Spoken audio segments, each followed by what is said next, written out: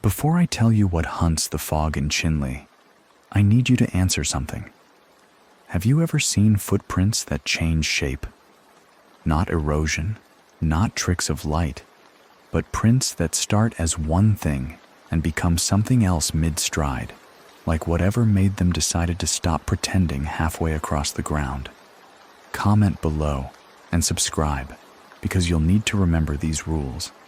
The protocols exist for a reason, and ignorance won't protect you when the fog rolls in before midnight. My name is Thomas Begay. I'm a patrol officer with the Navajo Nation Police Department in Chinle, Arizona. That sentence feels strange in my mouth even now, 3 months into this assignment, because for 12 years I told people I was Phoenix PD. For 12 years I wore a different uniform, patrolled different streets, and told myself I'd made the right choice leaving the reservation. The city was clean, logical. Every crime had a perpetrator. Every case had evidence that made sense under fluorescent lights in an interrogation room. There were no stories whispered in Navajo around winter fires, no warnings from grandmothers about things that walked on 2 legs until they didn't. Then Maria died, and every certainty I'd built crumbled like sandstone in a flash flood. They found my older sister on Highway 12, 3 miles north of the Canyon to Chinle turnoff, on a Tuesday morning in late September. The tribal police report listed cause of death as undetermined pending investigation, which is bureaucratic language for, we have no idea what happened and we're afraid to guess. She'd been driving home from her shift. Maria worked the same department I'm in now, same position, same patrol routes. Her vehicle was parked on the shoulder, engine running, driver's door open. No signs of struggle, no defensive wounds, no witnesses, no evidence, no logical explanation for why a healthy 34-year-old woman would be found 200 yards from her cruiser with that expression frozen on her face. I saw her at the funeral. The mortician had done what they could, but you can't erase that kind of terror from someone's features. Whatever Maria saw in her final moments, it wasn't anything the Phoenix Police Academy prepared me to understand. The Navajo Nation Police Department offered me her position 6 days after we buried her. I accepted before I'd fully processed what I was doing. My captain in Phoenix tried to talk me out of it. Good performance reviews, promotion track, pension building. But I couldn't sleep in my apartment anymore. Every night, I'd lie awake wondering what my sister had encountered on that highway, what had put that look on her face, why the tribal police seemed so careful in their word choices when I called asking for updates. So I came home. Not to the house where we grew up. That's been empty since our mother passed 4 years ago. But to Chinle, to the same department Maria served, to the same streets she'd patrolled, and apparently to the same unknowable circumstances that killed her. My first day was a Monday in late October. The administrative building sits on Indian Route 7, a low-slung structure that looks like every other government building on the reservation. Practical, weathered, decorated with nothing but function. I arrived at 0600 for orientation, wearing the uniform they'd mailed to my Phoenix address, and the weight of it felt wrong. Not the physical weight. That was familiar enough. But wearing it here, on this land, with my sister's ghost hanging over everything, made my skin crawl with an anxiety I couldn't name. Sergeant Marcus Yazzie met me in the conference room. He was maybe 50, with silver threading through his hair and the kind of face that had seen too much to be surprised by anything. We shook hands. He offered coffee, and we sat across from each other at a table scarred with decades of use. "I knew your sister," he said, which wasn't surprising. Everyone knew everyone in Chinle. She was good police, learned fast, followed protocols. The way he emphasized that last word made something in my gut twist. "I read the report," I said. "About what happened." "You read what we could write down. Yazzie took a long drink of his coffee. Some things don't fit in official reports, Begay. Your sister understood that. I hope you will too. He stood and walked to the wall behind him, where a document hung in a simple black frame. The glass was clean, recently wiped, and the paper inside looked old. Not aged, but deliberately traditional, like someone had written it by hand specifically to be preserved this way. These are the protocols, Yazzie said. Every officer in this department memorizes them during their first week. Some take them seriously from day one. Others need convincing. Your sister was in the first category. I stood to read the framed document. The handwriting was precise, each letter carefully formed in black ink. The protocols for officers of the Navajo Nation Police Department, Chinle District 1. Never acknowledge voices that call your name after dark, unless you can see who is speaking. 2. If fog rolls in before midnight, return to station immediately. Do not investigate calls in fog. 3. Trust the elders' protection. Carry what is given. Do not question its purpose. 4. If you see 3 figures together after sunset, do not approach. Radio for backup and maintain distance of at least 100 yards. 5. Footprints that change shape are not footprints. Mark the location and leave. 6. If something runs alongside your vehicle matching your speed, do not look directly at it. Maintain course and speed until it falls behind. 7. The dead do not return. Any voice claiming to be deceased is not what it claims to be. I read it twice, then turned to Yazzie. This is a joke, right? Some kind of hazing for the new guy? His expression didn't change. Does it look like a joke? It looks like superstition. Dressed up in official language, but still superstition. I gestured at the frame. You can't seriously expect me to follow these. I expect you to stay alive, Yazzie said quietly. Same as I expected your sister to. She followed every one of these protocols. Begay. Every single one. And she still... He trailed off, staring at something past my shoulder. There are things on this land that don't care about your skepticism. They don't care if you believe in them or not. They just are. Then why didn't these protocols save Maria? The silence stretched between us like a physical thing.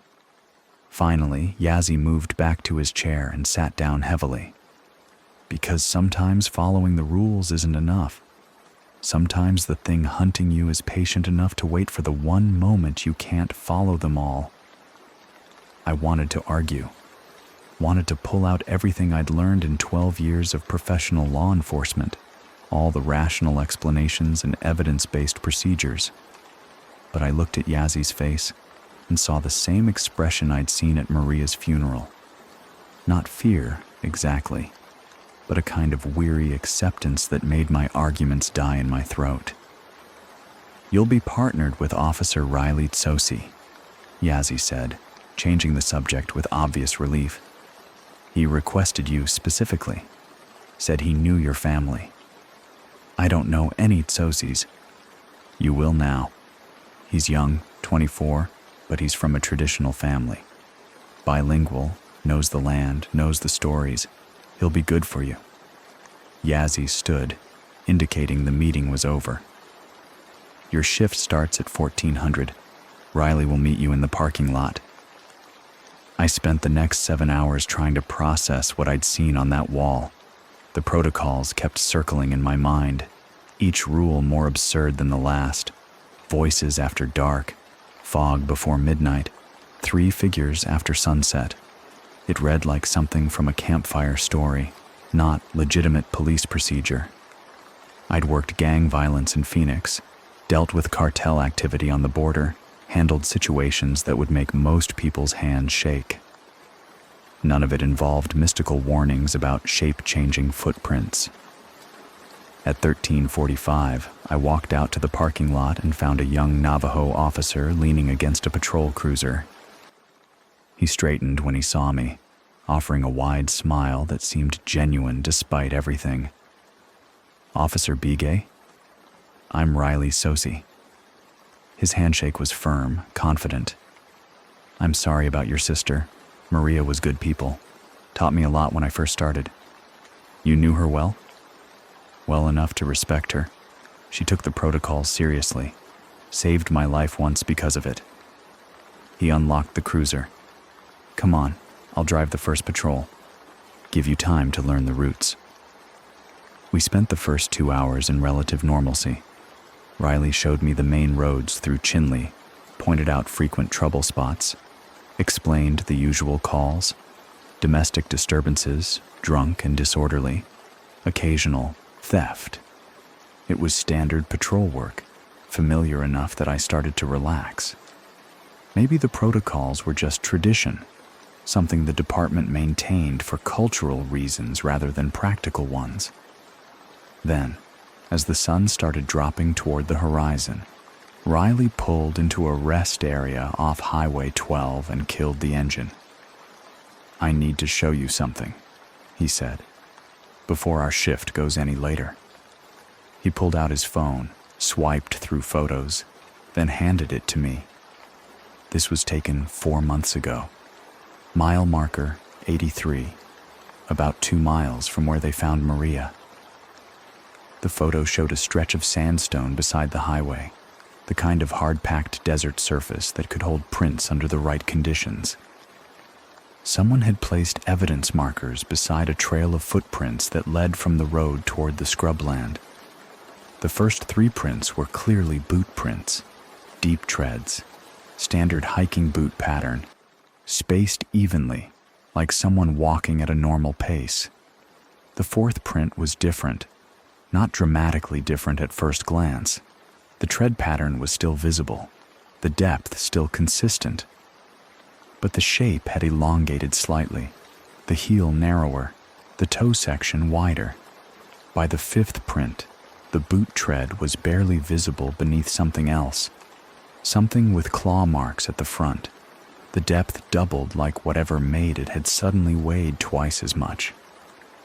By the 7th print, there was no boot pattern at all, just long, deep gouges in the sandstone, spaced too far apart for human stride, with claw marks that had actually scored the rock.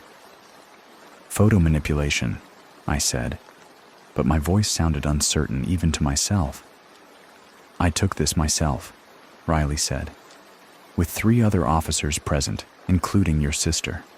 We measured the prints, photographed from multiple angles, took castings. The lab dated the impressions to the same time frame, all made within a span of maybe 30 seconds. Whatever walked there started human and became something else mid-stride." I stared at the image, zooming in on the transition points. The prints were too detailed to be fake, the transitions too gradual to be separate trails superimposed. And the way the boot tread deteriorated into those claw marks, you could see the exact moment in each print where the change accelerated. "This is impossible," I said. "Protocol 5, Riley replied. "Footprints that change shape are not footprints. We marked the location and left. Something came back that night and erased them all, smoothed the sandstone like it had never been disturbed. But we have the photos. We have the evidence. And we have 6 other incidents just like it, all within 20 miles of Chinle, all in the last 18 months. The sun touched the horizon, spilling red light across the desert. Riley started the engine. "The rules aren't superstition, Thomas. They're survival. And tonight, you're going to see why." The call came through at 1932, just as full darkness settled over Chinle. Riley's radio crackled with dispatch's voice, calm and professional despite what she was saying. "Unit 12, we have a welfare check request at 14 Aspen Drive. Emma Benally, 78 years old, hasn't been seen in 4 days.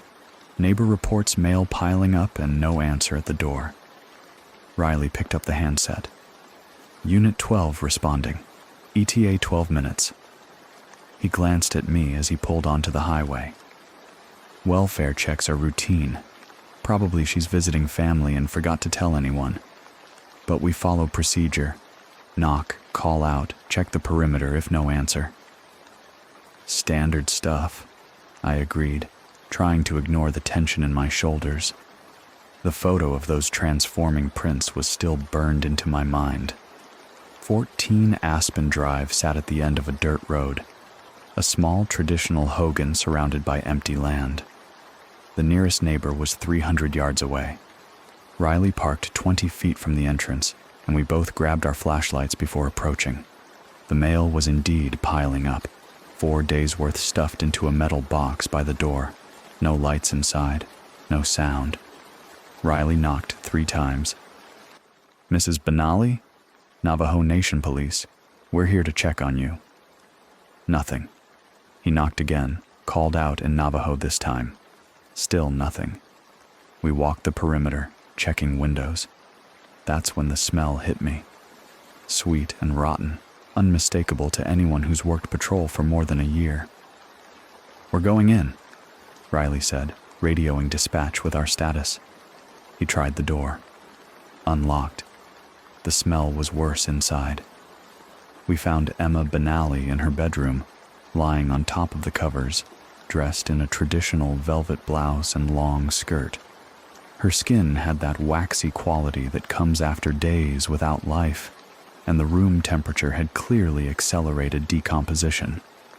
I'd seen enough bodies to know she'd been dead at least 72 hours. Riley called it in while I documented the scene with my phone camera. No signs of struggle, no obvious trauma. The medical examiner would need to determine cause of death, but it looked like natural causes. An elderly woman who died peacefully in her sleep, then wasn't discovered for days because she lived alone. I was photographing the nightstand when Riley called from the living room. Thomas, you need to see this. He was standing by the front window, shining his flashlight on the ground outside. I joined him and immediately saw what had caught his attention. Boot prints. Fresh ones, leading from the empty desert directly to the window, stopping about 2 feet from the glass. The prints were clear in the dust, standard tread pattern, approximately size 10 or 11, deep enough to indicate someone heavy or carrying weight. That's weird, I said. Someone checking on her, maybe? Look closer. Riley adjusted his flashlight angle. The first 3 prints were normal, standard boot impressions, evenly spaced, approaching the window in a straight line. The 4th print showed the same tread pattern, but the heel was narrower, the overall shape slightly elongated. The 5th print stretched even more, the boot tread beginning to blur at the edges like something was pushing through from underneath. By the 6th print, there were claw marks at the toe. By the 8th print, the boot pattern was gone entirely, replaced by something with 4 distinct claw impressions and a pad structure that looked canine, but scaled up to impossible size. The depth of these prints was twice what the boot prints had been, like whatever made them had suddenly gained 100 pounds of mass. The prints stopped at the window. Just stopped, like whatever made them had either gone through the glass or simply ceased to exist. She's been dead 3 days, I said slowly. These prints are fresh. Wind would have eroded them. Protocol 5, Riley said, his voice tight. We mark the location and leave. We need to document this. Evidence. We have photos. That's enough. He was already backing toward the door. Thomas, we need to go. Now. That's when I saw them. 3 figures standing about 50 yards into the desert, barely visible in the darkness beyond our flashlight beams.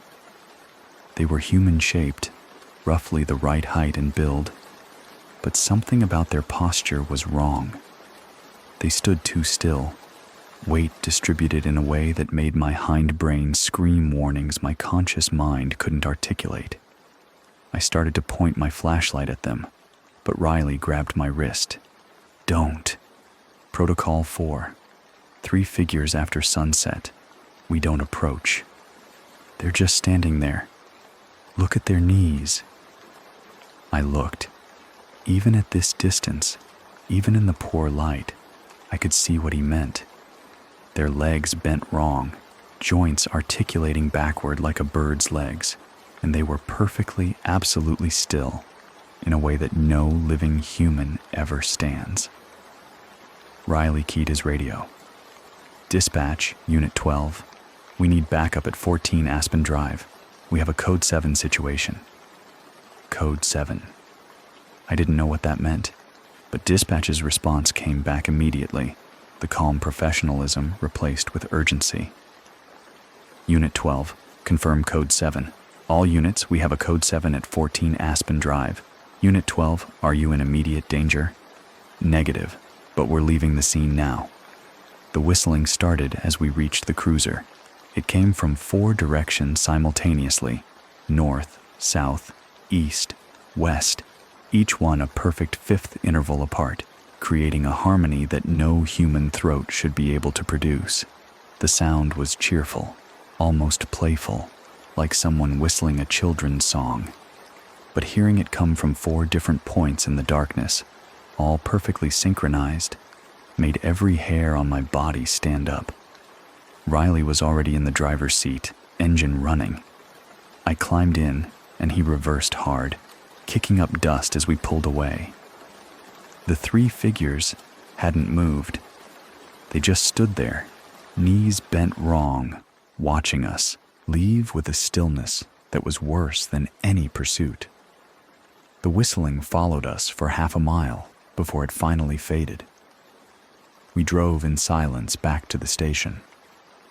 Riley filed the report while I sat in the break room, drinking coffee that had gone cold in my shaking hands. Sergeant Yazzie arrived 20 minutes later, read the report, and looked at me with an expression that held no satisfaction at being right. Go home, Begay. Get some rest. We'll handle the scene in daylight. I drove to the small trailer I'd rented on the south side of Chinle, the same complex where Maria had lived 3 units down. The parking lot was empty, my neighbors either working night shifts or already asleep. I unlocked my door, checked the interior out of habit, and tried to convince myself that what I'd seen had a rational explanation. The boot prints could be old, just looked fresh. The 3 figures could be people. The knee thing a trick of shadows and distance. The whistling could be wind through rock formations, some acoustic phenomenon that created the illusion of harmony and direction. I almost believed it until 2:03 in the morning, when Maria's voice called from outside my door. Thomas, please, I'm so cold, let me in. Please, little brother, I just want to come home. I was on my feet before I was fully awake, moving toward the door, my hand reaching for the lock. Maria sounded exactly like she had when we were kids, when she'd wake me up for school or call me in for dinner. The same warmth, the same slight rasp from childhood asthma, the same way she'd always called me little brother, even though I'd grown taller than her by age 15.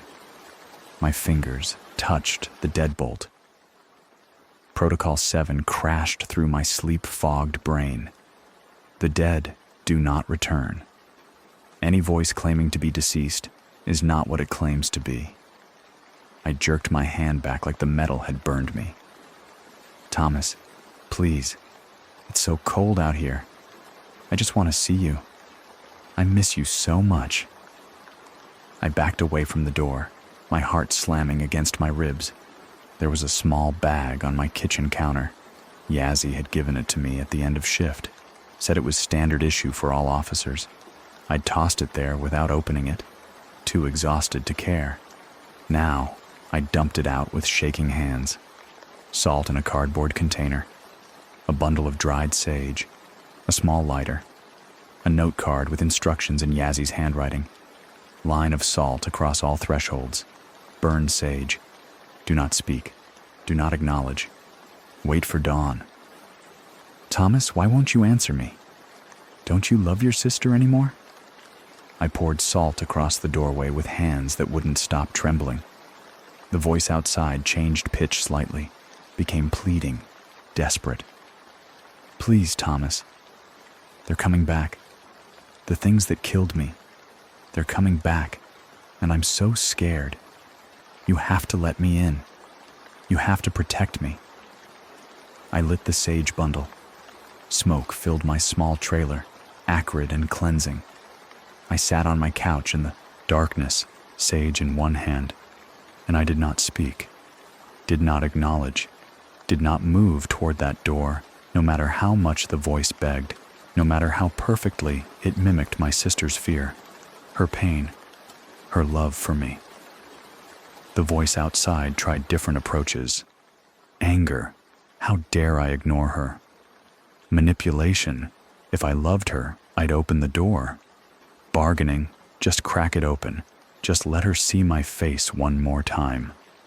Around 4:30, it stopped trying to sound like Maria and just screamed, high and piercing and full of rage, a sound that should have woken every neighbor in the complex, but somehow didn't, a sound that promised violence and suffering and things worse than death if I ever stepped outside again. I sat in the sage smoke and I did not move. Dawn came at 6:17. The moment the first sunlight touched my window, the screaming stopped. I waited another 30 minutes before I approached the door, before I looked through the peephole at the empty parking lot beyond. There were scratches on my door, deep ones, gouged into the metal like something with claws had tried to tear its way through. And in the dust of the parking lot, leading from my door into the desert, I could see prints that started as human feet and became something else entirely. I didn't sleep after dawn. I photographed the scratches on my door, the prints in the parking lot, then drove straight to the station. Riley was already there, looking like he hadn't slept either. Yazzie called us both into his office at 0700 and closed the door. You followed the protocols, he said. It wasn't a question. The sage, the salt, everything. I showed him the photos on my phone. What the hell was that? Something that wanted you to break Protocol 7. Something that knows using your sister's voice is the fastest way to make you stop thinking clearly. Yazzie pulled a thick file from his desk drawer. I was hoping you'd have more time before this started. But they've marked you now, same as they marked Maria, which means you need to understand what we're really dealing with. He opened the file. Inside were case reports, photographs, handwritten notes spanning 18 months. 7 missing persons cases, all originating from the Chinle district. I recognized some of the names, people I'd heard about growing up, families I'd known distantly. David Nestsosi disappeared March 15th of last year, found 4 days later off Highway 12, mile marker 91. Medical examiner ruled exposure, but couldn't explain the trauma patterns. Yazzie laid out a crime scene photo. The victim's body showed strange bruising, dark patches that didn't match any known injury pattern. His face held the same expression I'd seen on Maria, pure terror frozen in death. Sarah Yellowhorse disappeared May 12th, found off Highway 12, mile marker 87. Same trauma patterns, same expression. More photos, more victims.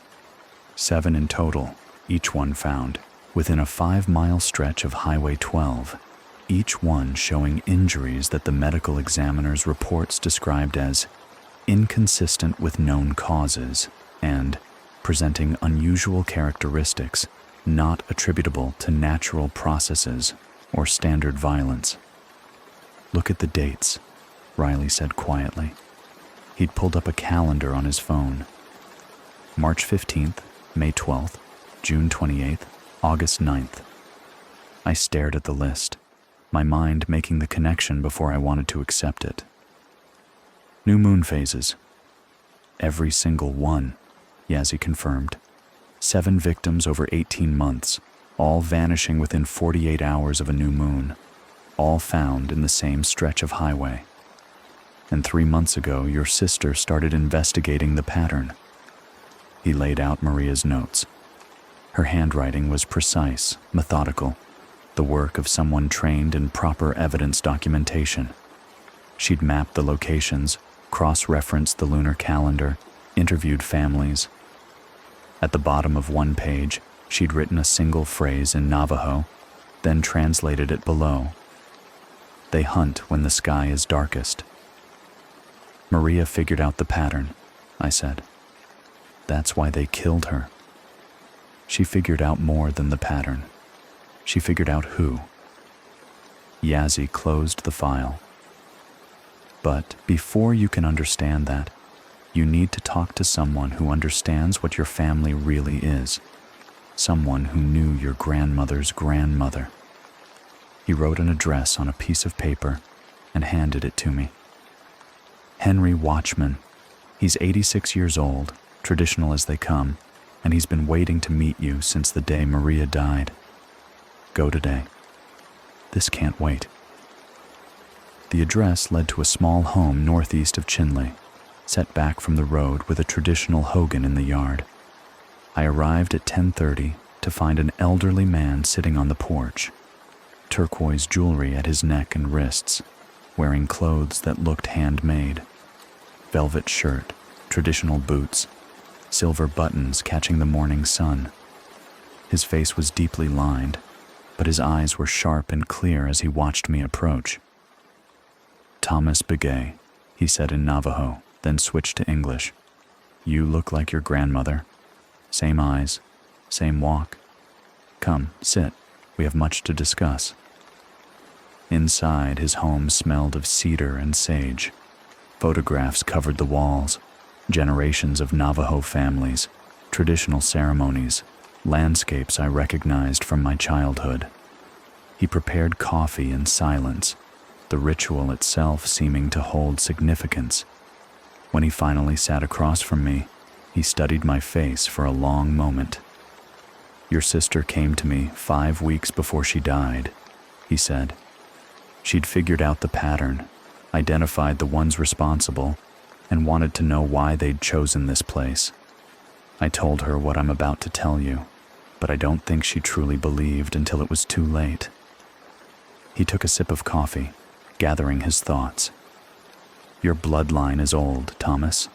Your grandmother's grandmother was a hunter, not of animals, but of things that pretend to be human, things that walk in skin that isn't theirs, that speak with voices they've stolen, that hunt when the darkness is deepest, because that's when their power is strongest.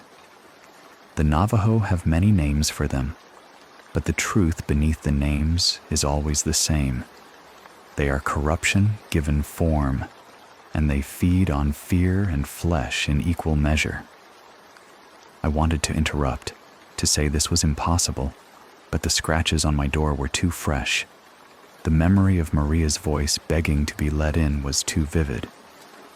Your ancestor hunted them for 60 years, Watchman continued.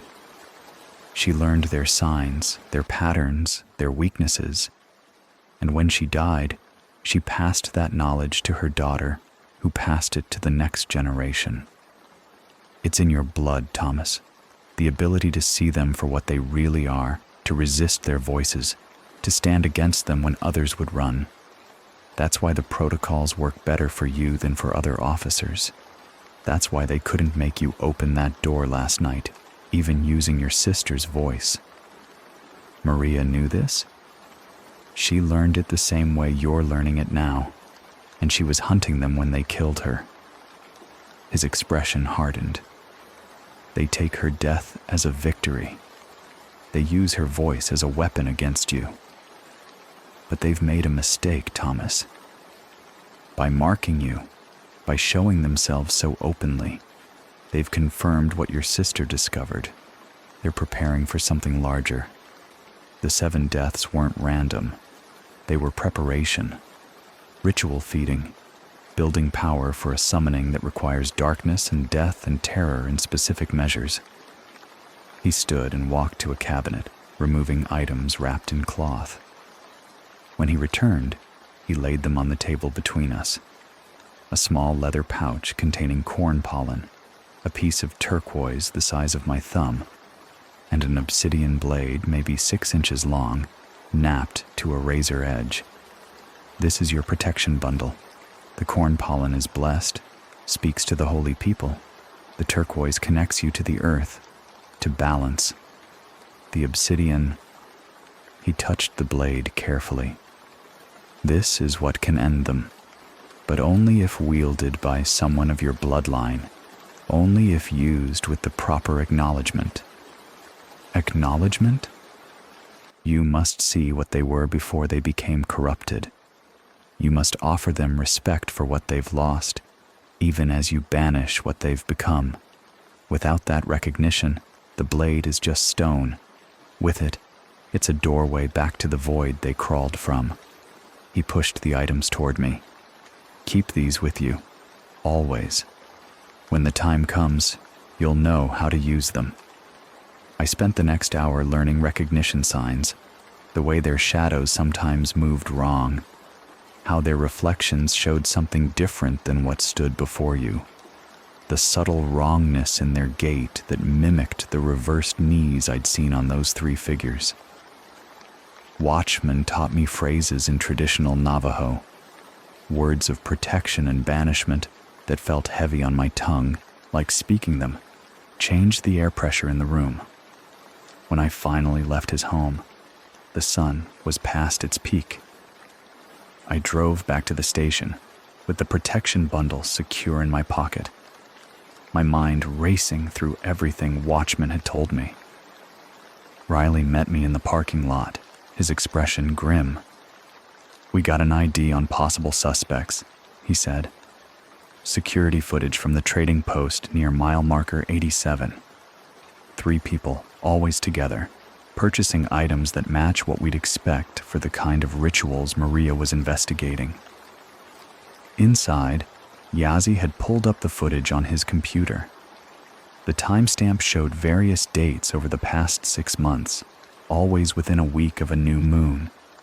3 people entered the frame each time, 2 men and a woman, all appearing to be in their late 20s to early 30s, all moving with that subtle wrongness Watchman had described. "Daniel, Marcus, and Sophie Claw," Yazzie said. "Siblings. Moved to Chinle 18 months ago, right when the disappearances started. Registered address is a rental property on the north side, but neighbors say they're rarely there. We ran backgrounds, nothing criminal, but also nothing substantial. It's like they didn't exist before 18 months ago." I stared at the screen. The woman, Sophie, turned toward the camera at one point, and even through the grainy footage, I could see her eyes. They were wrong. Not obviously. Not in a way I could articulate, but in the same way the 3 figures last night had been wrong. Like something wearing a human shape, but not quite understanding how humans looked when they weren't being watched. "We need to find where they're actually staying," I said. "The rental is a front. They're somewhere else, somewhere isolated enough to do whatever they're doing without being noticed." Riley pulled up a map. "There are maybe 30 abandoned properties within 10 miles of here. Old hogans, collapsed houses, structures people left when they moved to newer housing. We'd need warrants to search them all." "Or probable cause?" Yazzie leaned back in his chair. "Emma Benali's death scene gave us the transforming prints. The attack on Thomas's trailer gives us attempted assault on an officer. The pattern of deaths near Highway 12 gives us reasonable suspicion that the Claw siblings are connected to ongoing criminal activity. I can get us authorization for surveillance, and, if we spot anything suspicious, immediate entry. We spent the next 3 days tracking them. The Claw siblings moved through Chinle like normal residents, shopping, getting gas, eating at the local diner. But they never went to their registered address, and they never stayed in public view after dark. On the 4th day, Marcus's truck led us north on a service road that wasn't on any map, winding through scrubland until it reached an abandoned hogan maybe 8 miles from the nearest occupied structure. We watched from a distance through binoculars. All 3 siblings entered the hogan at dusk. Lights flickered inside, not electric, something else, something that moved wrong. We waited 2 hours, then called for backup. 4 additional units arrived, along with Yazzie. We approached in darkness, weapons drawn, flashlights cutting through the night. The hogan's door hung open. The smell hit us before we entered. Copper and rot and something else. Something chemical and wrong that made my eyes water. Inside, our flashlights revealed a space that had been converted into something between a workshop and an altar. Bones hung from the ceiling on fishing line, arranged in patterns that hurt to look at. Coyote pelts covered the walls, dozens of them, all showing signs of recent skinning. The floor was concrete, poured specifically for this purpose, and stained with substances that field testing would later confirm as human blood. Multiple sources, recent deposits within the last 72 hours. In the center of the room sat a circle made from what looked like crushed bone, maybe 6 feet in diameter. Within the circle were items I recognized from crime scene photos of the missing persons cases: David Nestsosi's belt buckle, Sarah Yellowhorse's bracelet, personal items from all 7 victims arranged with obvious intention. "Get forensics out here," Yazzie said quietly. "Document everything, and get me a warrant for the Claw siblings' arrest. We have enough evidence to hold them while we process this scene." But the Claw siblings were gone. Their truck was gone. The service road showed fresh tire tracks heading west toward the highway. We issued an APB, set up roadblocks, called in every available unit. They'd vanished like smoke, and I knew with absolute certainty that they'd been watching us watch them, that they'd led us here deliberately. I was leaving the grocery store 2 days later, still no sign of the suspects, when Sophie Claw stepped out from between 2 parked cars. She was maybe 10 feet away, close enough that I could see her smile, too wide, stretching her face in a way that suggested the skin wasn't quite attached properly to whatever was underneath. "Officer Begay," she said, her voice pleasant, conversational. "Maria sends her regards." My hand moved toward my service weapon, but she held up both hands, showing they were empty. "I'm just here to talk, to deliver a message." She took a step closer. The parking lot was empty, the afternoon sun casting her shadow across the asphalt. Her shadow had too many limbs. "Your sister was very brave, you know, even at the end, even when we showed her what we really are. She kept fighting, kept screaming your name for hours, begging you to save her even though you were 150 miles away." "You're under arrest," I said, but my voice sounded weak even to myself. "No, I'm not. Because arresting me means taking me into a building full of people, and you've seen enough to know what happens when we're cornered around crowds." Her smile widened further. "But that's not why I'm here. I'm here to tell you that what we did to Maria, what we showed her before she died, that's nothing compared to what's coming. The new moon is in 6 days, Thomas. 6 days, and we'll have everything we need for the summoning. And when it comes through, when the door opens and it steps into this world, your little obsidian blade and your grandmother's legacy won't mean anything." She started backing away, her movements fluid and wrong. Maria died trying to stop us. She failed, and you'll fail too, because you're already too late. The sacrifices are made, the circle is prepared, and the only question left is whether you'll die before the summoning or after. Either way, you'll die knowing you couldn't save any of them. She turned and walked between the parked cars. I ran after her, weapon drawn, but when I reached the space where she disappeared, there was nothing but empty asphalt, no footprints, no trace. Just the smell of copper and rot lingering in the air, and the absolute certainty that everything I'd feared was true. I called Yazzie from my cruiser, hand shaking as I gripped the phone. They're not just killing people, they're preparing a summoning. 6 days until the new moon. We need to stop them before then.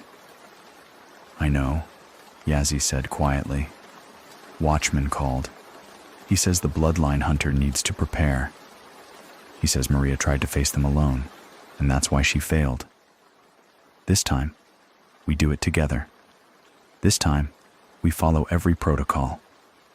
And this time, Thomas, you need to accept what you are. Not just a police officer, but something much older.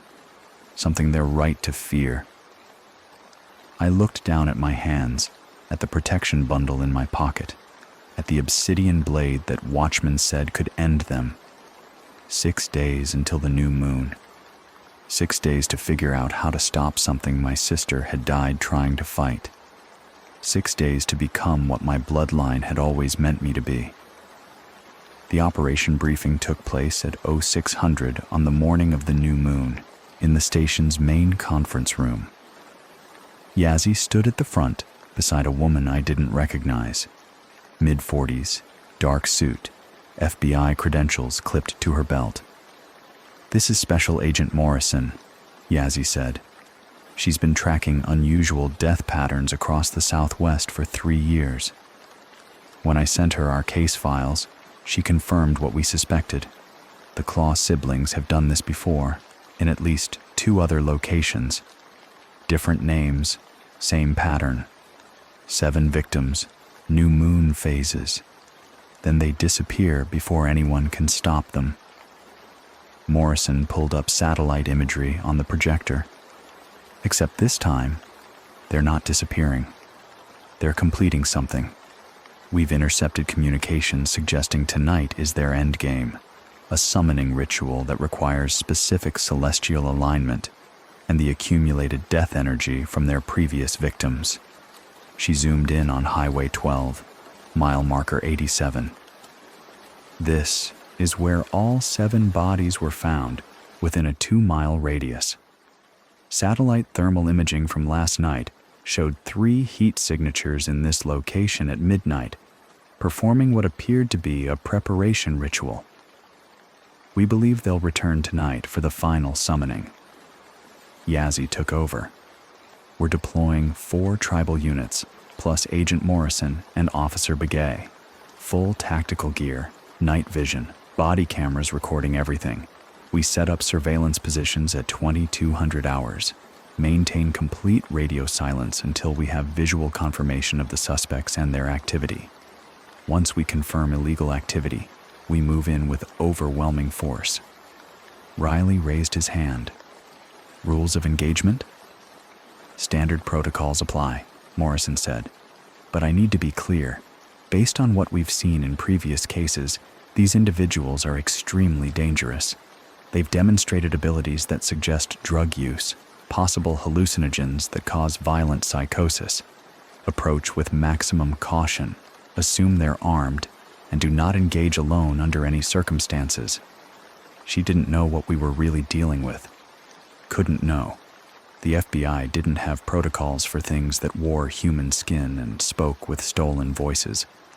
But Yazzie and I exchanged a look that said, we understood the real danger, even if we couldn't explain it in a federal briefing. I spent the day with Watchman, going through final preparations. He gave me additional corn pollen, blessed with prayers I didn't fully understand. He He showed me how to recognize the moment when the entity would be most vulnerable, the instant after manifestation, before it fully stabilized in our reality. He made me practice the acknowledgement phrases until I could speak them without hesitation, until the Navajo words flowed naturally, despite 12 years of letting the language fade. "Your sister hesitated," he said as the sun began to set. "She saw what it was and froze for just a moment. That moment was enough. You cannot hesitate, Thomas. When you face it, when you see what it truly is, you must act immediately. The obsidian blade will work, but only if your resolve is absolute. What if I'm not strong enough? Then you'll die like Maria died, and this thing will walk free in our world, and everything your bloodline fought for across 5 generations will be lost." He gripped my shoulder. "But I don't believe you're weak. I believe you're exactly what this moment requires. Trust your training, trust your blood, and trust that your sister's sacrifice was not meaningless. She bought us the time to prepare, to understand, to come at them with everything we have instead of alone in the dark." We assembled at the station at 2100 hours. 4 tribal units, each with 2 officers. Morrison in an unmarked federal vehicle. Me and Riley in Unit 12, leading the convoy because I was the bloodline hunter, even if half the people there didn't know what that meant. The protection bundle sat heavy in my tactical vest pocket. The obsidian blade was secured in a sheath at my belt, hidden beneath my jacket. Riley had his own protection. Sage bundle from his grandmother, traditional prayers he'd been saying since dawn. He caught me checking my gear for the 5th time and offered a tight smile. "We've got this," he said. "She's with us, you know. Maria, I can feel it." I wanted to believe him, but all I could feel was the weight of everything that could go wrong. We reached Highway 12 at 22:15, killed our lights a mile from the target zone, and proceeded on night vision. The highway was empty. No traffic this far from town at this hour, nothing but darkness and the endless desert stretching away on both sides. At mile marker 87, Yazzy's voice crackled over the radio. "All units, surveillance positions. Radio silence from this point forward, unless you have visual confirmation of suspects." We split up, each unit taking a position around the target area. Riley and I parked 300 yards north, concealed behind an outcropping that gave us clear sight lines to the ritual space the Claw siblings had used before. Through night vision, the desert looked like an alien landscape, green and grainy, every shadow potentially concealing threat. At 23:45, they arrived. 3 figures walking out of the darkness, carrying bundles that clinked and rattled as they moved. Daniel, Marcus, and Sophie Claw, dressed in dark clothing that seemed to absorb light even through night vision. They walked directly to a spot maybe 200 yards from the highway and began unpacking. I keyed my radio once, the signal we'd agreed on for confirmed visual. 4 clicks came back from the other units. We had them surrounded, 4-to-1 odds, federal backup, every tactical advantage. It should have felt reassuring. Instead, my skin was crawling with the certainty that we were exactly where they wanted us. They worked quickly, spreading something on the ground in a wide circle. Through binoculars, I could see it was bone, crushed and powdered, forming a ring maybe 12 feet in diameter. Inside the ring, they placed objects I recognized from the crime scene photos, arranged in a pattern that made my eyes hurt to follow. 7 points, 7 victims, 7 sources of accumulated terror and death. At 11:58, they began chanting. The language was Navajo, but wrong. Words corrupted, syllables reversed, like someone had taken sacred prayers and inverted them into something obscene. The sound carried across the desert with impossible clarity, and even at 300 yards I could feel it in my chest, a vibration that made my heart rhythm stutter. At midnight exactly, the air above the bone circle tore open. There's no other way to describe it. Reality simply split, a wound in space that bled darkness and wrong geometry. Through night vision, it looked like television static given three-dimensional form, but I could see shapes moving within it, angles that shouldn't exist, surfaces that were somehow both convex and concave simultaneously. Something pushed through. It was tall, 9 feet at least, with skin the color of sun-bleached bone. No eyes, just smooth skin where eyes should be, but a mouth that stretched too wide across its face, filled with teeth that looked like they'd been stolen from different animals and jammed into human gums. Its limbs were too long, joints bending in too many places, and it moved with a fluid grace that was more insect than human. The Claw siblings dropped to their knees, still chanting, and the thing turned its eyeless face toward them like it was drinking in their worship. "All units, move in now." Yazzy's voice broke radio silence. "Subjects are engaged in illegal ritual activity, possible narcotics involved, apprehend immediately." We broke cover, 4 units converging on the ritual site with lights and sirens and commands to get on the ground. The Claw siblings didn't move. They just kept chanting, and the entity turned its attention toward us. It screamed. The sound wasn't audio. It was pressure, pure force that hit like a physical wave. Unit 3's windshield shattered. Unit 7 swerved hard, nearly rolling. I felt blood trickle from my left ear as the pressure differential ruptured something inside. Then it moved, and everything went to hell. The entity covered 200 yards in maybe 4 seconds, moving in a way that defied physics, part running, part flowing, like it was pouring itself across the ground rather than traversing it. It hit Unit 7 first, and I watched through the chaos as it simply tore the roof off the cruiser, like opening a tin can. The officers inside were screaming, trying to exit, and then the entity was on them. I don't want to describe what happened next. The body cameras recorded it all, but those files are sealed now, classified at a level that ensures they'll never see daylight. All I'll say is that Unit 7 stopped screaming very quickly. "Shots fired! Officer down! Officer down!" Morrison's voice, breaking with panic, normally trained out of federal agents. She was firing her weapon at the entity, emptying her magazine. The bullets hit. I could see the impacts, but they didn't slow it down. The Claw siblings were transforming, skin splitting to reveal what had been underneath all along. Their bones cracked and reformed, spines extending, faces elongating into muzzles filled with too many teeth. They were on all fours now, moving with that reversed knee gait I'd seen before, and they scattered toward the remaining units. "Fall back," Yazzie commanded.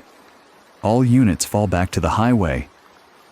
Riley already had our cruiser moving, reversing hard as one of the transformed Claw siblings, Marcus, I thought, though it was hard to tell, charged our position. I leaned out the window and fired 3 shots, aiming for center mass. 1 hit, dark fluid spraying, but it kept coming.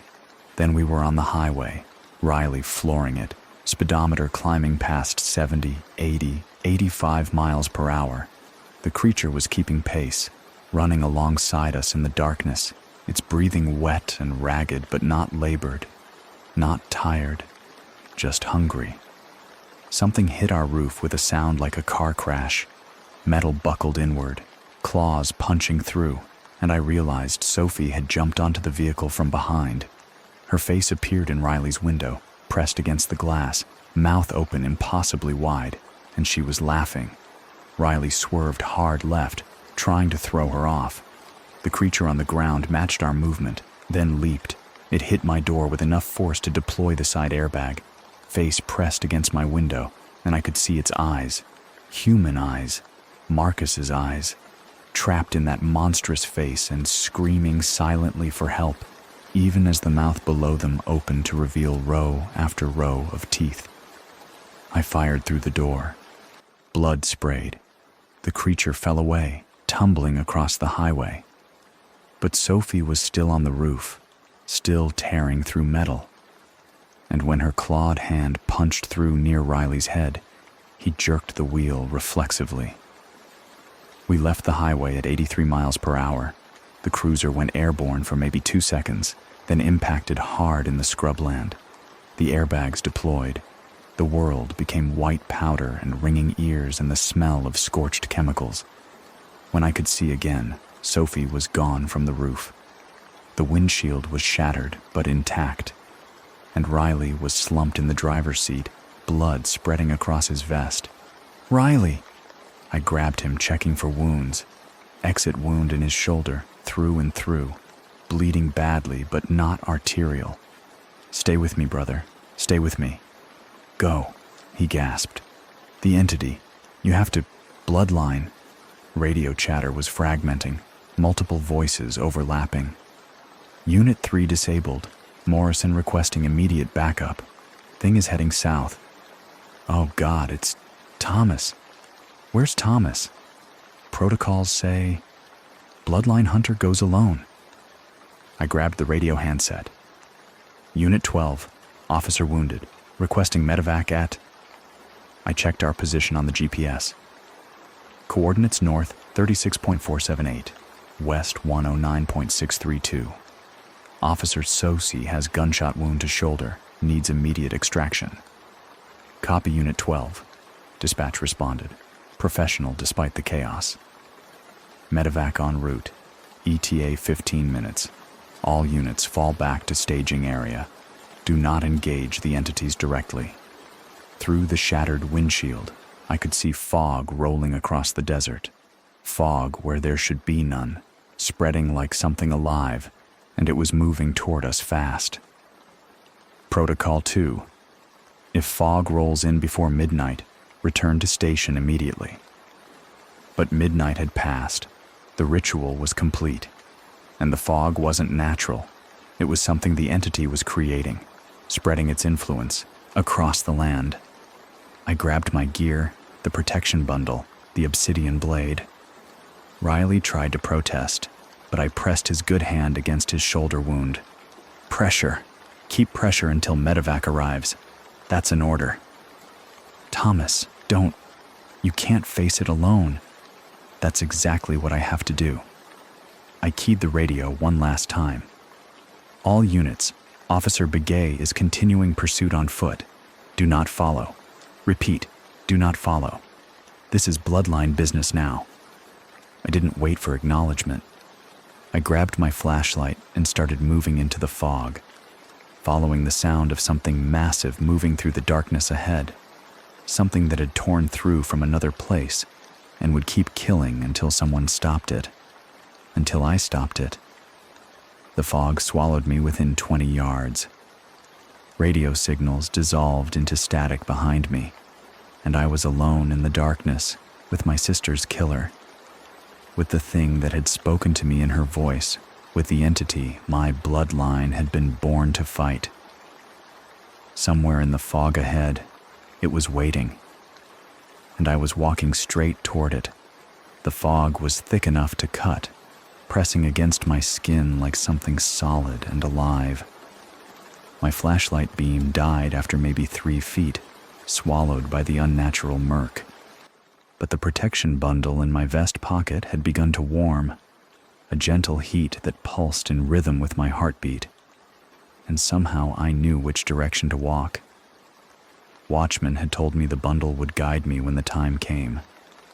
I hadn't understood then, but now I felt it. A pull, like invisible hands on my shoulders, turning me northeast toward something that waited in the darkness.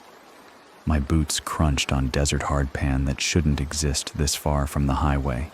The fog-distorted sound made distances meaningless. I could have been walking for 5 minutes or 50. Then I heard crying. Not the entity, not the transformed claw siblings. Human crying, young and terrified, coming from somewhere ahead. I moved faster, hand on my service weapon, even though I knew bullets wouldn't help against what I was facing. The protection bundle's warmth intensified, almost burning now, and the fog began to thin. I found him in a clearing that hadn't existed on any map, a perfect circle of bare earth maybe 40 feet across, surrounded by fog walls that roiled and churned but wouldn't cross some invisible boundary. A teenage boy sat in the center, wrists bound with what looked like braided sinew, ankles tied to a stake driven into the ground. His face was bloody, his shirt torn, and when he saw me, his eyes went wide with hope and terror.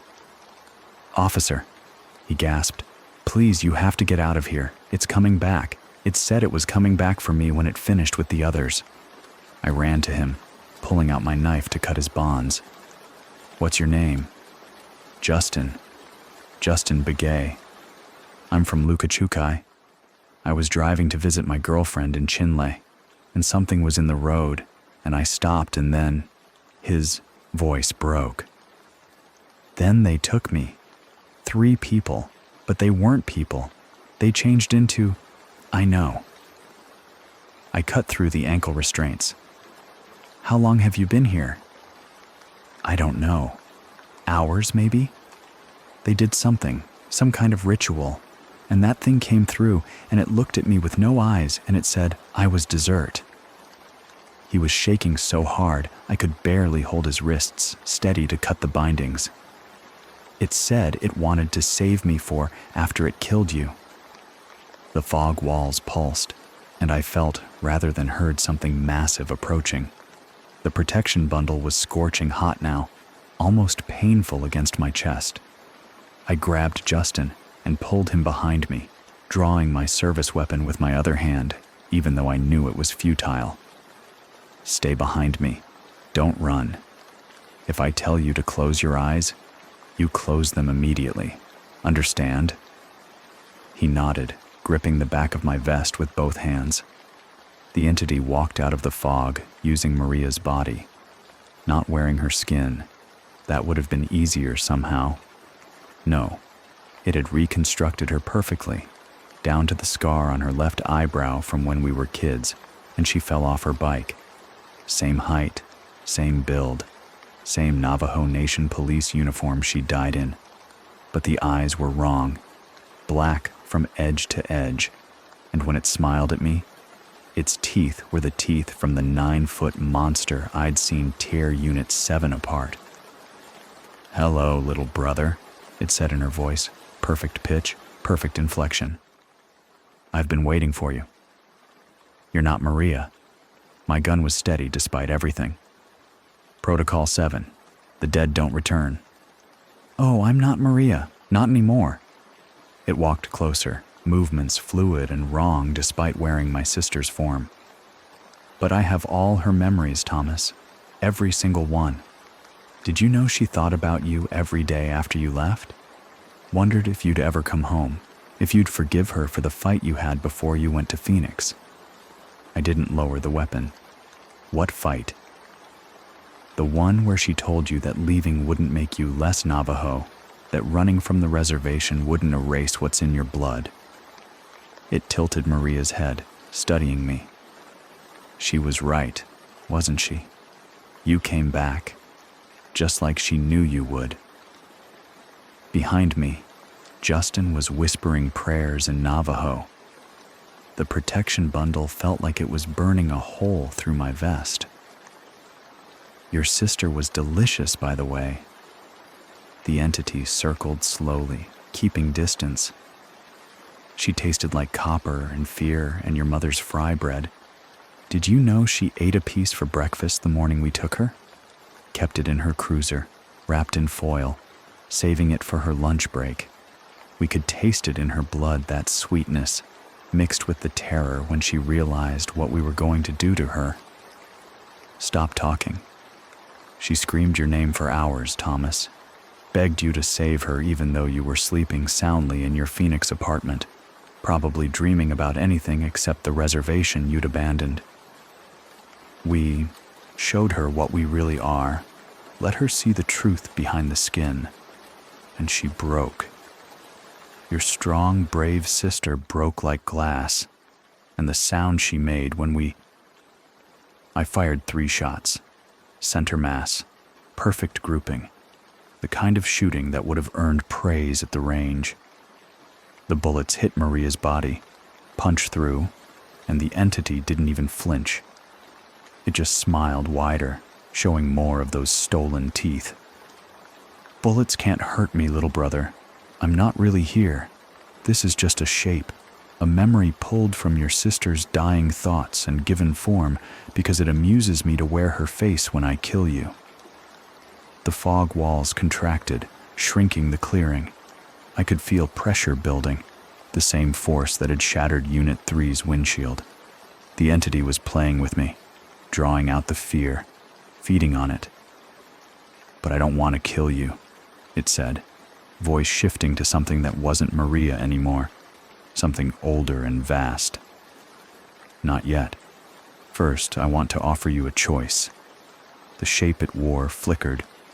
For a moment, I saw the 9-foot horror beneath, then Maria again, then something in between. Both and neither. Reality struggling to contain what it actually was. Your bloodline hunted my kind for generations, killed us, banished us, drove us into the spaces between worlds where we could barely exist. But you could join us instead. Let us in. Let us show you what real power feels like. Immortality, Thomas. No more death, no more fear, no more wondering if you're strong enough. And your sister would be with you. Part of me, yes, but still aware, still present. You could talk to her again. Really talk to her, not just remember her. It extended Maria's hand toward me. All you have to do is take my hand. Let me in. Become what you were always meant to be.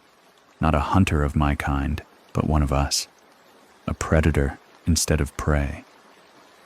For a moment, I'm not proud of this. I almost reached for that hand. The temptation wasn't the power or the immortality. It was the possibility of having Maria back, of telling her I was sorry for leaving, for not being there when she needed me, for letting her die alone on a dark highway while I slept 150 miles away. Then, the protection bundle flared with heat so intense I gasped, and suddenly my head was full of voices that weren't mine. My grandmother's grandmother, speaking in Navajo, I somehow understood perfectly. Do not touch the corrupted. They will take everything you are and leave nothing but hunger. My great-great-grandfather, teaching a young girl how to track things that left prints that changed shape. They were holy once, before they chose corruption. Remember what they were. Honor it. Then send them back to the darkness they chose. 5 generations of voices, overlapping, teaching, warning, preparing me for this exact moment. The bloodline knowledge Watchman had spoken of, flooding through me like water breaking through a dam. I knew what I had to do, knew the 3 offerings required to banish something this powerful, this ancient, this completely severed from what it had once been. I lowered my gun and pulled out the protection bundle. I'm not taking your hand, I said. But I'm not running either, because I see you now. I see what you really are. The entity's expression shifted from amusement to something harder. And what am I, little hunter?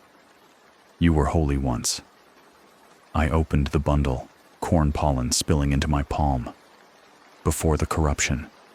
Before you chose to feed on fear instead of protect against it. You were guardians, weren't you? Protectors of the boundary between worlds, keeping darker things from crossing over.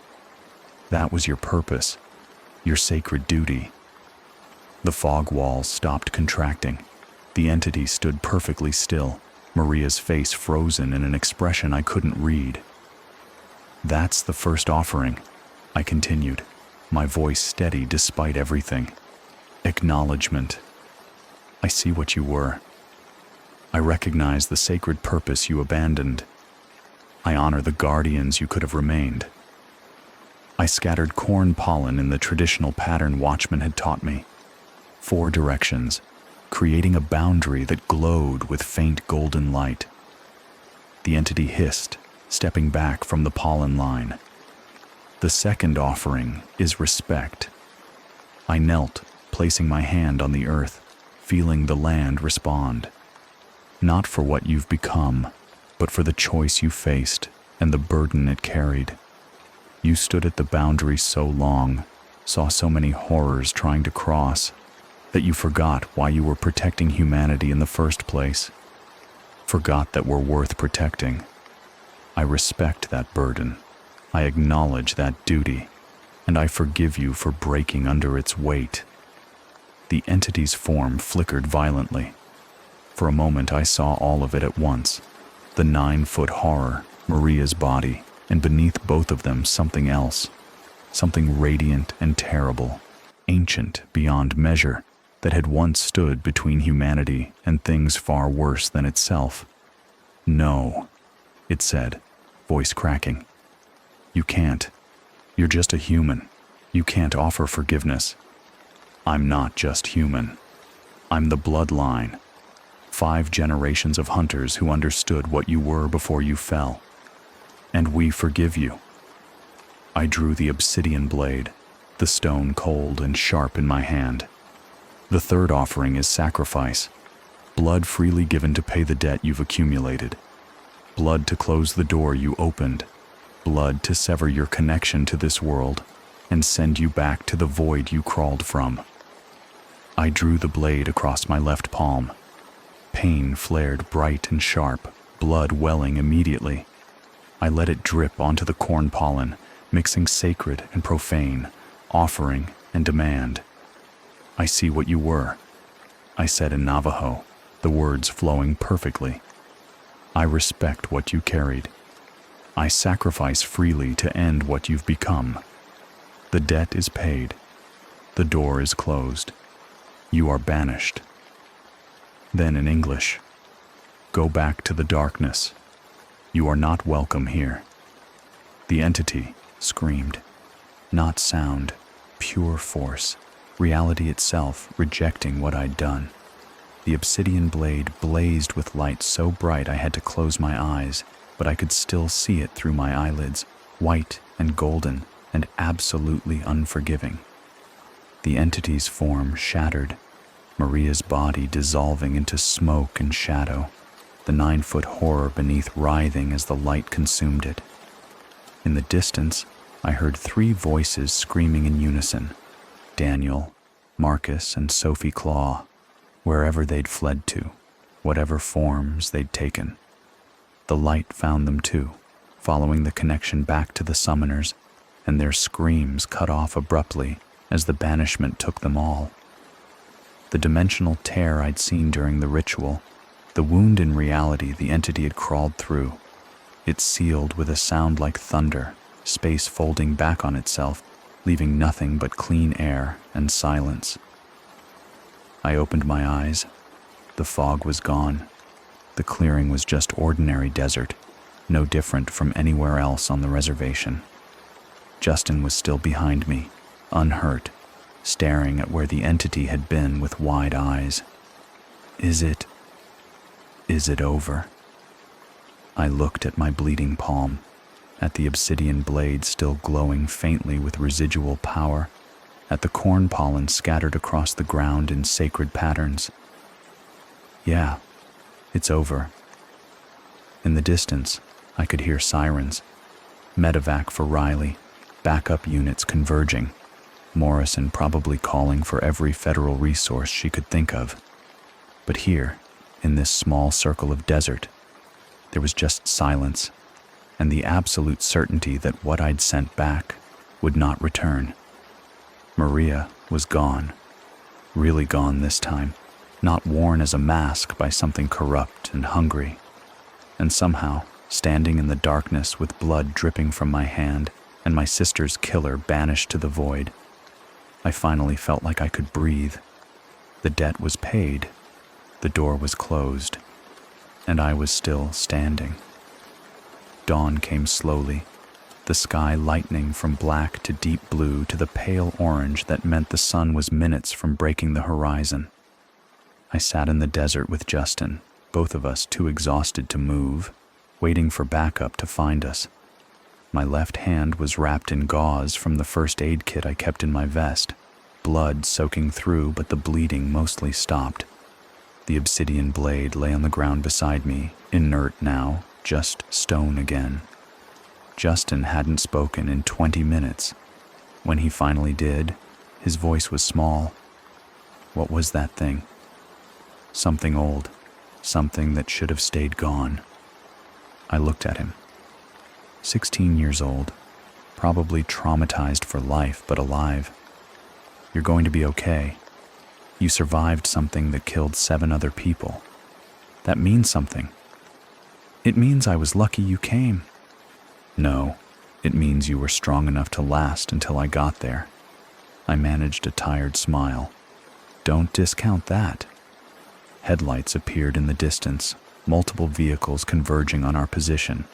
Riley's medevac must have given them our approximate location, and now the cavalry was arriving.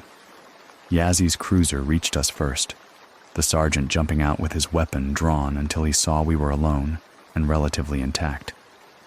Thomas, thank God. He holstered his weapon and keyed his radio.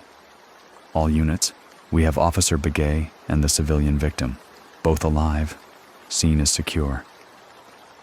Behind him, an old truck pulled up and Henry Watchman climbed out, moving with surprising speed for an 86-year-old man. He carried a bundle of sacred items, and his face showed relief mixed with grim satisfaction. The entity? He asked. Banished. The Claw siblings, too. I showed him my bandaged palm. The 3 offerings worked. Your grandmother's grandmother would be proud. He immediately began setting up for a cleansing ceremony, spreading corn pollen, preparing sage, moving with practiced efficiency. You've done well, Thomas, but the work isn't finished. Corruption like this leaves traces. We need to cleanse you both before it can take root. The ceremony took an hour. Watchmen sang in traditional Navajo, prayers I half remembered from childhood, while the sun rose over the desert and washed away the last shadows of night. By the time we finished, more units had arrived, along with Morrison and a team of federal agents who looked confused and frustrated in equal measure. They'd found Unit 7, found what was left of the officers there, found the ritual site with its bone circle and stolen personal effects. But the Claw siblings were gone. Their bodies had dissolved with the entity's banishment, leaving nothing but ash and the smell of burning copper. No evidence, no explanations, just another case that would be filed away with vague language and unanswered questions. Justin's family met us at the hospital in Chinle. His mother cried and held him. His father shook my hand with a grip that trembled, and his grandmother pressed a small turquoise pendant into my palm and whispered thanks in Navajo. Riley was out of surgery, stable, the shoulder wound clean and already healing. He'd be on desk duty for 6 weeks, then physical therapy, but he'd make a full recovery. I sat with him while his family visited Justin's room. You saved my life, I said. You saved all our lives. He gestured at his shoulder. This is nothing. Marcus had me dead to rights, but when you banished the entity, when that light exploded, it gave me just enough time to move. Enough time for Morrison to get a shot off. We made it because you did what Maria couldn't. She could have. She just ran out of time. I stared at my bandaged hand. She was protecting me, Riley. Drawing them to her first so they wouldn't come after me when I wasn't ready. She knew what was in our bloodline, knew what I'd eventually become, and she bought me 12 years of normal life. before calling me home.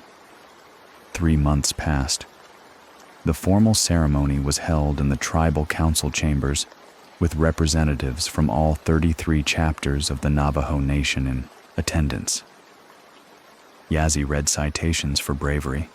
Morrison presented a federal commendation, and the tribal president himself pinned investigators' bars to my uniform collar.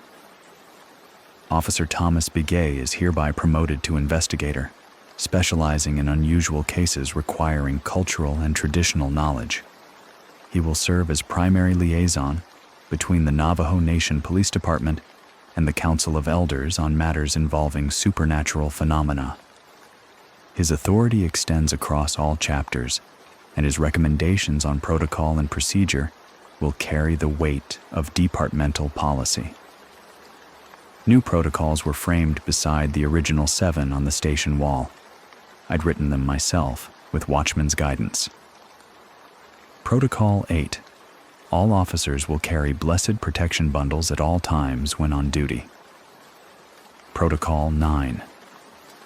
Cases involving transforming tracks, impossible voices, or dimensional anomalies will be immediately referred to the bloodline investigator. Protocol 10. Elder consultation is mandatory for any case showing signs of corruption or entity involvement. Protocol 11. Officers are authorized to retreat from supernatural threats without prejudice. Survival takes precedence over apprehension. Riley returned to duty 2 weeks after the ceremony. Lighter duty than before, but active. He'd requested permanent partnership with me, and Yazzie approved it without hesitation. We made a good team, his traditional knowledge and my bloodline abilities complementing each other. On a cold afternoon in late January, I drove to the cemetery where Maria was buried. The traditional headstone bore her name, dates, and a phrase in Navajo. She walked in beauty. I placed corn pollen, turquoise, and sage at the base, then sat on the ground and talked to her like I'd wanted to for 3 months. I understand now why you didn't tell me. Why you let me think I could escape, could be something other than what our blood made us.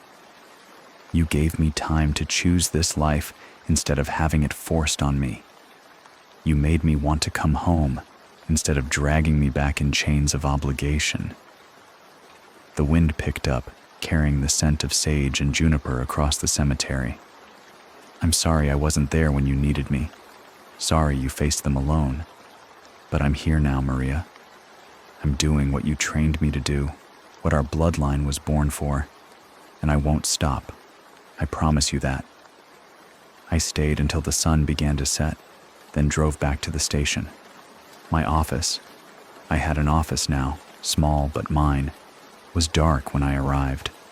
I flipped on the lights and found a manila folder sitting in the center of my desk. The tab read, Lukachukai Livestock Mutilations, Possible Pattern. I opened it. 12 incidents over the past 2 months. Cattle, sheep, and horses found drained of blood with surgical precision. No tracks, no physical evidence, but witnesses reporting lights in the sky and a high-pitched humming that made their teeth ache. The incidents clustered around 3 specific locations, forming a triangle that covered maybe 30 square miles. A map was paper-clipped to the report, the 3 locations marked with red circles.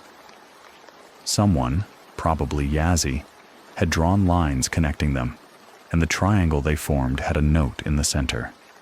New moon in 4 days.